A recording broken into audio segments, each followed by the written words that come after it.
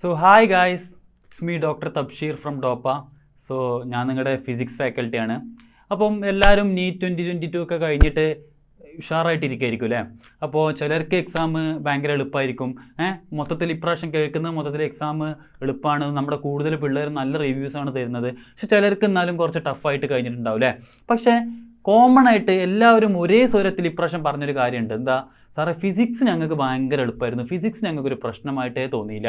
Chemistry കുറച്ച് ചില ഭാഗങ്ങൾ ടഫായിട്ട് തോന്നി, അല്ലെങ്കിൽ ബയോളജി കുറച്ച് ഭാഗങ്ങൾ ടഫായിട്ട് തോന്നി, ഫിസിക്സ് ഞങ്ങൾക്ക് ആർക്കും ടഫായിട്ട് തോന്നിയില്ല എന്നാണ് എല്ലാവരും പറയുന്നത്. അപ്പോൾ ഈ പ്രാവശ്യത്തെ ക്വസ്റ്റ്യൻ പേപ്പർ നോക്കുമ്പോൾ അത് വളരെ വ്യക്തമാണ് അല്ലേ? ക്വസ്റ്റ്യൻ പേപ്പർ നോക്കിക്കഴിഞ്ഞാൽ വളരെ സിമ്പിളായിട്ടുള്ള ക്വസ്റ്റ്യൻസാണ് ചോദിച്ചിട്ടുള്ളത്. എന്താ ചോദിച്ചിട്ടുള്ളത്? നിങ്ങൾക്ക് വർക്കും തന്നിട്ടുണ്ട്, ടൈമും തന്നിട്ടുണ്ട്, നിങ്ങളോട് പവർ കാൽക്കുലേറ്റ് ചെയ്യാൻ. ഒരു 8ാം ക്ലാസ് ഫിസിക്സ് പഠിച്ച ആൾക്കാർ ചെയ്യാം അല്ലേ? വർക്കും ടൈമും തന്നിട്ടുണ്ടെങ്കിൽ പവർ കാൽക്കുലേറ്റ് ചെയ്യാൻ. അതുപോലെ തന്നെ ലെങ്ത്ത് തന്നിട്ടുണ്ട്, ബ്രെഡ്ത്ത് തന്നിട്ടുണ്ട്, നിങ്ങൾ സിഗ്നിഫിക്കൻറ്റ് ഫിഗർ അപ്രോപ്രിയേറ്റ് ആയിട്ട് നിങ്ങൾ ഏരിയ കാണണം. ഇത്ര സിമ്പിൾ ക്വസ്റ്റ്യൻ നമുക്ക് എവിടെയെങ്കിലും കിട്ടും മക്കളെ? ഒരിക്കലും കിട്ടില്ല. അപ്പോൾ ഇപ്രാവശ്യത്തെ ഫിസിക്സ് പേപ്പർ നീറ്റിൻ്റെ എന്തായിരുന്നു? വളരെ എളുപ്പമായിരുന്നു. പക്ഷേ എല്ലാ പ്രാവശ്യവും അങ്ങനെ ആവണമെന്നുണ്ടോ?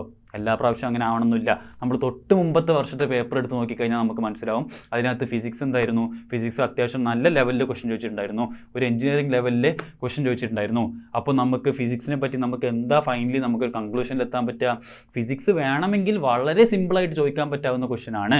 പക്ഷേ അവർക്ക് എത്രത്തോളം ടഫാക്കാൻ പറ്റുമോ? ബയോളജിക്ക് അവർ ടഫാക്കുന്നതിനൊരു ലിമിറ്റ് ഉണ്ട്. ഫിസിക്സ് അവർക്ക് ടഫാക്കണം എന്നുണ്ടെങ്കിൽ നല്ലോണം ടഫാക്കും ചെയ്യുക. പക്ഷെ ടഫ് എന്ന് പറയുമ്പോൾ നമ്മൾ ഉദ്ദേശിക്കുന്നത് അവിടെ കോൺസെപ്റ്റ്സ് ആണ് അളക്കുന്നത്.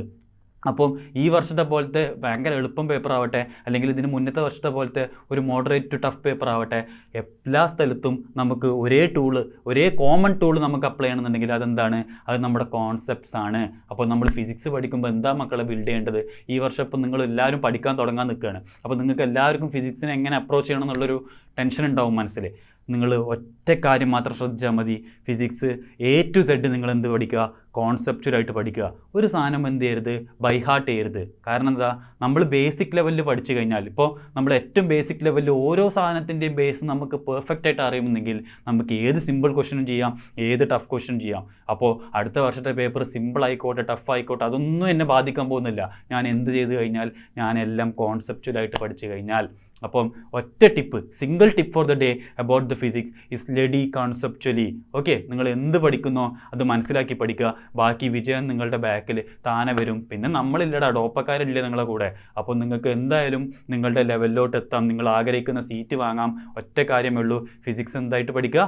കോൺസെപ്ച്വലി പഠിക്കുക. സോ നമുക്ക് ഈ ഒരു വർഷം മൊത്തം നമുക്ക് കോൺസെപ്ച്വലി എങ്ങനെ ഫിസിക്സ് പഠിക്കുക എന്നുള്ള കാര്യങ്ങൾ ഡിസ്കസ് ചെയ്യാം. So all the best guys, by.